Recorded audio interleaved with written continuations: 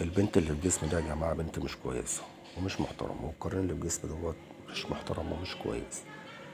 الاتنين بقى يعني باجي كده بعد الساعة 12 لغاية الساعة 5، تمام، يفضلوا يتكلموا بقى في كلام فاضي بقى وحوارات كده مريضة وحاجات بنت متناهية كده، مش فاهم لهم أي حاجة، بفضل سهران على الفاضي وكلام من ده.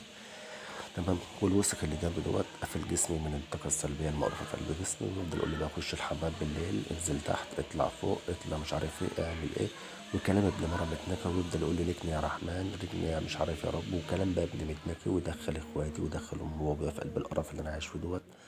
ابتلاء مش محترم وابتلاء مش كويس، وانا عاوز اعيش حياتي عشان انا قرفت.